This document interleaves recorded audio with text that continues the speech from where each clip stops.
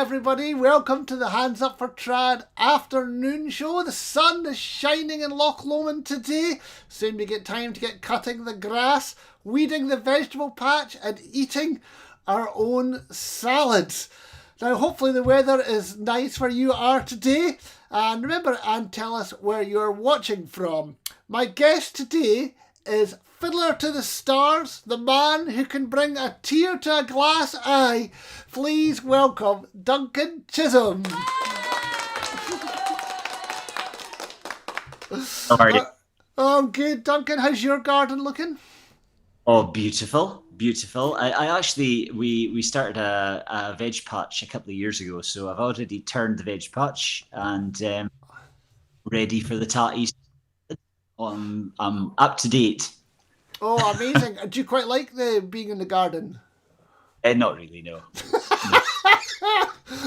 Yeah, I'm the same actually. I don't really want to start cutting the grass, and I don't have a vegetable patch. Great to get a bit of peace, to be honest, you know. We've got grass, so I don't mind the grass cutting actually, to be honest. You know, I usually listen to music, so I can listen to some loads of trad music while I'm cutting the grass. So it's it's good. So yeah, I'm enjoying.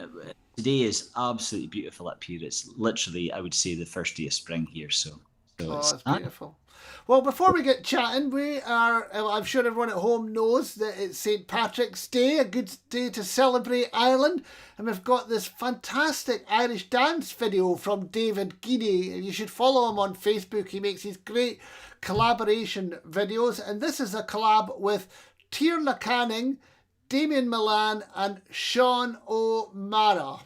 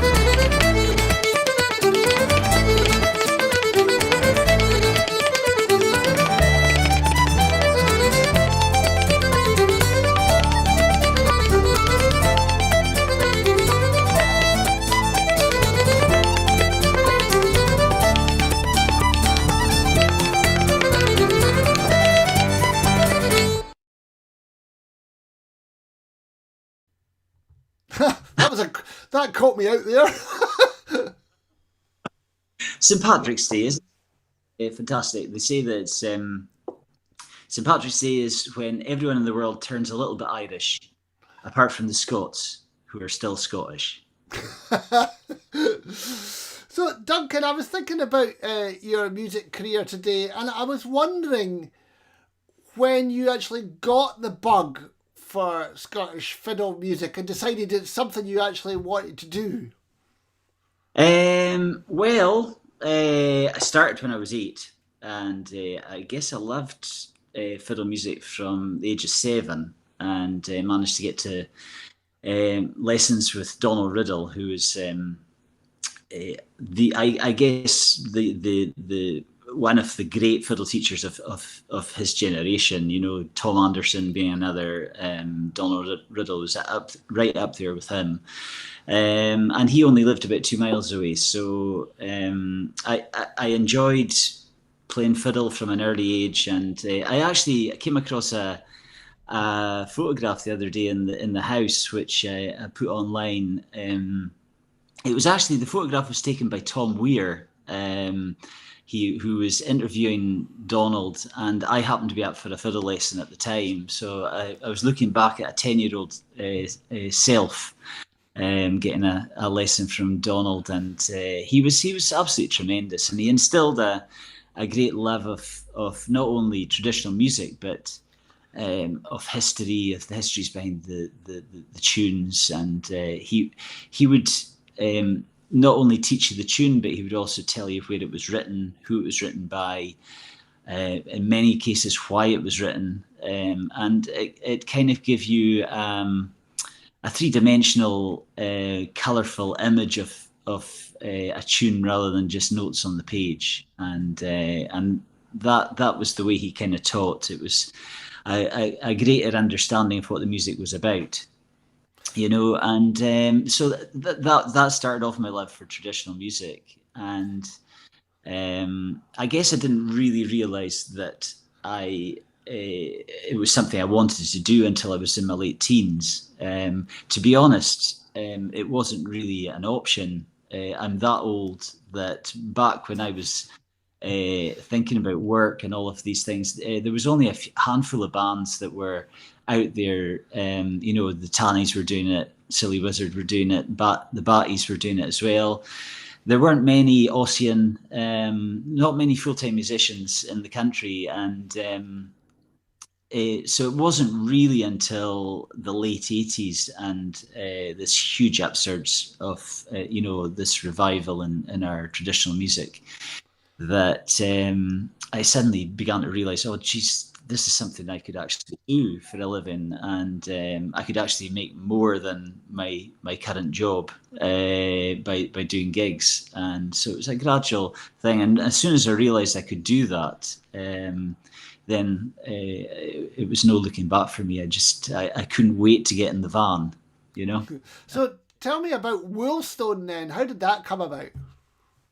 I was asked to do, well, I wasn't asked to do, I inquired to do a fiddle album in 1987 with a company called Celtic Music in a guy called Dave Bulmer. And anyway, through one thing and another, it didn't come off. I kind of fell out with him over what he was offering, and anyway, it's a long story, but I ended up going into a studio up at Ardross in Easter Ross, and I met this guy called Dave Foster, and he was a bass player, and we had a common interest in bringing traditional music and rock music together. And in those formative years, it was very basic. It was more like Scottish dance band music meets rock music. There was no really kind of. We were just, it's a set of reels, it's a set of jigs, and there wasn't a lot of subtlety in those early days, I have to say. But what stemmed out of that was a relationship with the Eaglesham brothers, and that the first couple of albums went on, and then we met Phil Cunningham, and the Unleashed album happened, and then everything kind of took off for us from there, from playing village halls in 1990 to then doing festivals in England 91, and then starting touring abroad in America and Europe in 92 onwards. So it was a fast pace, but it was a fast pace for everyone at that time. Shugle Nifty were they started around about the same time, and we kind of progressed at the same rate, and followed different musical paths. But it was a great time for music, for Scottish music. I remember when I was probably the mid to late 90s, when I was in a band called Keep It Up, and we were touring across Canada with you and the band, and you looked like you were having quite a good time. Well, yes, we did. I wish I could remember most of it, but we did. We had a wonderful time, and I guess that's the adventure, isn't it? It's your rite of passage. You get in a van with a heap of your pals, and you go and have the adventure of a lifetime, and that's what it was for us. We started I was 21 when we started touring, and so all the way through my 20s into my early 30s, it was just really about having the crack, and one adventure after another, and it just seemed to have the perfect fit with the fact that we were getting more popular as well. So I have we to were just say, one of my memories from that trip, which still makes me laugh now, is the band obviously got paid PDs for the tour, money every day. And remember, I don't know if it was your manager was saying that you were already into the PDs for the next tour.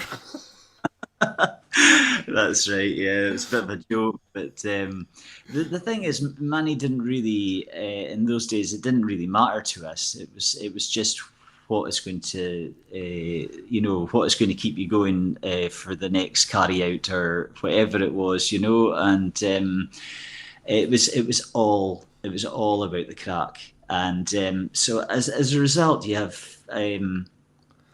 I'm saying I can't remember, but I have hundreds and hundreds of amazing memories and amazing things, good things and bad things happened. We had a roller coaster of a ride, but I wouldn't have changed it for the world. It was absolutely wonderful. Well, let's watch a video of the band in action from 1992 in Aberdeen Music Hall. And you're obviously having an amazing time, and there's some great bits of dancing going on from the band.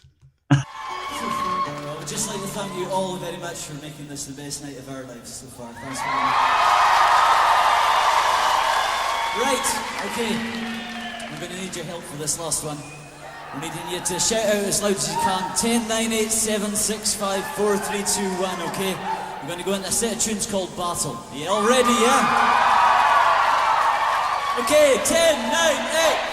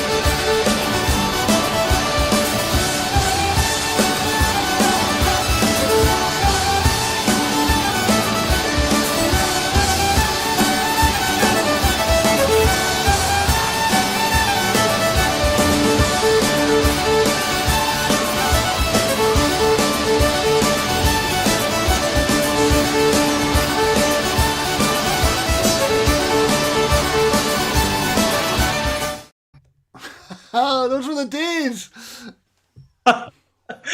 That's not the way I remember it, Simon. Well, what a great time we're having. I just want to give a quick shout out to everyone who's watching today. Hi to Philip and an overcast Norwich, and that's unfortunate. There's Anne from Dunvegan, Anke from Germany, Tom from it's nice to have a sunny Motherwell, and there's Hi Ray, Persia, and Vincent from sunny Leeds. Great to see you all. Thanks for all watching today. So we don't have a lot of time today, Duncan, so I want to move on to, basically you've been entertaining the nation throughout lockdown. You started the hashtag COVID Kaylee right at the start of lockdown and got to so many people, and you've been working with a beautiful new hashtag, Tune with a View, recently. What is this? Thank you. Well, it's a very simple idea, Simon, where I go out to find beautiful locations and do what I love most in the world, which is venturing out into the wilds and playing music. And the idea with COVID Kaylee was we were obviously all very much in lockdown at that particular time, and it was to try and bring some kind of reassurance to people. A bit, it was so new to everybody, this bizarre locking up of everyone staying indoors, and music really helped. And the one thing that came out of I realised out of that was the music is so important, but also nature and landscape is so important to people, and I'm very fortunate to live in the Highlands and some amazing landscapes, around us. So yeah, Tune with a View is bringing those two things together. And what I do is I go out to places of great beauty. I record on my own, just on my phone. I use an app called Acapella and a little mic, and I kind of wait until I'm out in these places, and I try and find appropriate tunes to play. So there's nothing really planned as such. I know roughly where I'm going to go, but it depends on the sunlight and all of that, and so things can change. And yeah, so it's I try to do them if I can. I try to do them on the day that they're posted. Sometimes that's difficult because fiddles don't like the rain, so sometimes I have to record them in advance. But it's been incredible. I piloted the series for 8 days in Mull in October, and some of the posts there. I did one in Iona Abbey. Myself and Gordon McLean at Antober, we went down to Iona, and the abbey was actually cordoned off, but the door was open, so we managed to get over the cordon and in the door, and we had the place to ourselves in there, and I recorded this beautiful tune of Ian McFarlane's, and it in one day it got 200,000 views on Facebook and Twitter. So it can certain things can strike a chord with people, and I think landscape certainly. People are hankering to get back to the Highlands, and it's when you play a tune in a nice place with a bit of sunshine, it really brightens up people's days. We're actually going to watch your final video from this series. It's is it Rue near Alipool? Yes, Rue Point. Yeah. Oh, there you are. There's a map. Yeah, there's a lighthouse at Rue. It's just as you head north. You turn off to the left, and go down a wee single track road, and it's a short walk actually out to the point. It's so beautiful, just on Loch Broom there, and so that one I got out there, and it was so calm, and there was just waves lapping, and the sun was going down. And I thought I'd play Eamon Dourley's Reuven and Marav, which is a really beautiful, simple piece of music. So it seemed to be appropriate. Well, let's have a listen to it.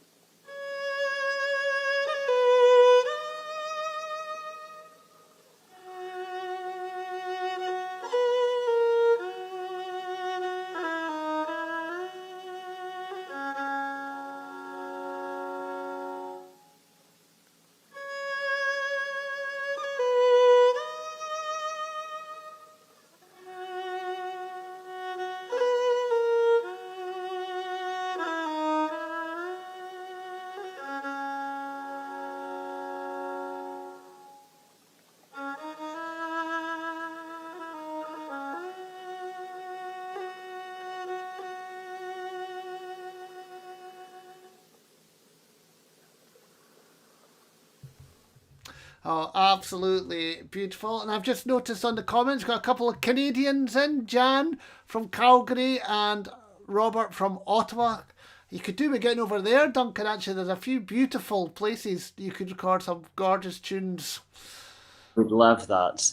I love Canada, I have to say. I've toured many times in Canada and the Maritimes and over on the west, all across. Actually, we once drove from Winnipeg right over to the west coast on a tour with Wolfstone, and yeah, it's so beautiful. And great people, great music, absolutely fantastic. Absolutely. It's a great... I love it myself, actually. People are very nice in Canada to you. Anyway, this year, the online Celtic Connections Festival, you made a return visit to the Kelvin Grove Gallery to perform with the Scottish Ensemble. Do you enjoy playing with an orchestra? I do, very much so. It just the weight and the colour that it can give to your tunes is fantastic. It's wonderful to hear tunes that you've written with that kind of colour behind it. And Scottish Ensemble are really wonderful. As you know, they're just made up of some amazing musicians. And Donald Grant, my pal Donald, was leading the fiddle on that night. So it was great. It was great to have a great rapport with Donald, and he understands both the trad world and the classical world very well. So so that was lovely, and just to be in Kelvin Grove and to be with Jarlath, with Hamish Innes and Donald Drummy was just fantastic. I hadn't seen them in so long, and get to play with my child friends where it was really special. Who does your orchestrations? So that differs. For Sandwood, I got Donald Shaw to do the orchestrations, and as you know as well, Donald sits very well in both camps. He's first and foremost a great trad musician, but his scores are wonderful. You just need to listen to the Hebrides on the Edge album that he's got, and it's so wonderful. So Sandwood was Donald, and I would love to use Donald again. Actually, just we have a great rapport together, and he actually appeared he played piano for one of the pieces, Constellation, that we did at Kelvin Grove as well, one of his own tunes. So it's really nice. That's amazing. So you've how many albums have you actually got out now? The Red Point was the first, and then Dora Saints. I'm just trying to tot them up. 7 albums in total. There was the Strathglass Trilogy, the live album, and Sandwood, and looking forward to the next one. Do you have a title yet? Can't tell you. I'd have to kill you, Simon. But I've been writing with Hamish Napier and with Ross Ainsley on this, and we are very excited about the tunes that have been written.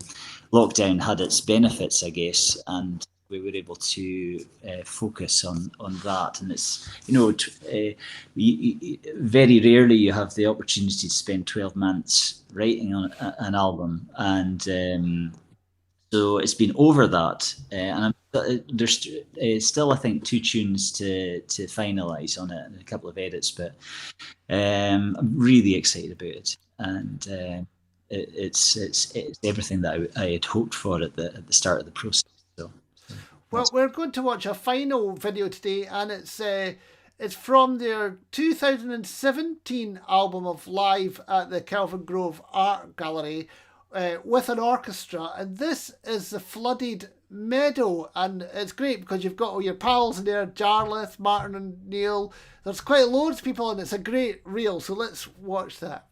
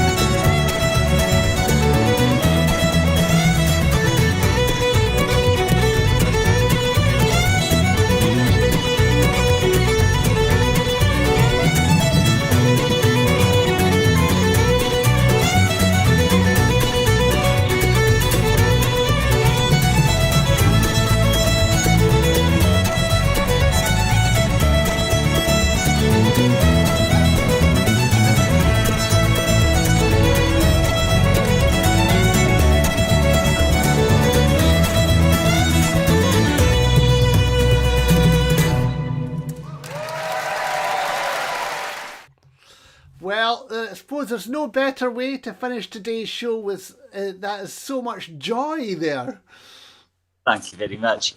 The Flooded Meadows, that I recorded that on the Africa album, and the tune is actually, it's a great story behind it. My great grandmother and great grandfather, their first house was at a place called Annamulich, which is 6 miles west of Lochafric, way out in the wilds on the old Grove Road to Kintail. And their first house they had in 1900, and in the winter between 1900 and 1901, they got snowed in. There was a incredibly a big snow, and they didn't see anyone for 6 weeks. No letters, no post, and Queen Victoria had died in between times, and they didn't know. And eventually, after the 6 weeks, there came a heavy rain with a thaw, and the whole meadow that they lived in flooded. The River Afric flooded, and the house became in the middle of a loch, kind of thing. They became marooned for 3 days, and my great grandfather put turf against the door, and all this flooded water around the house, and they couldn't get out. And my granny used to say that she would look out at the water around the house at night and say she would see the moonlight reflected on it and think how beautiful it was, how terrifying it was, but how beautiful. So they were hardy back in the day. So that tune, when I wrote the tunes for the Africa album, the Flooded Meadow was a major one in there. Well, thanks very much, Duncan. And for everyone watching, go to duncanchisholm.com and you will be able to see all of this fantastic music. You can buy physical CDs and downloads as well. Duncan's right up with everyone. 21st century. So thanks very much, Duncan. That's us done for today, and thanks to everyone for watching. Really appreciate it. We'll be back next week at 2:00 with the afternoon show. I'll see you later. Simon, cheers.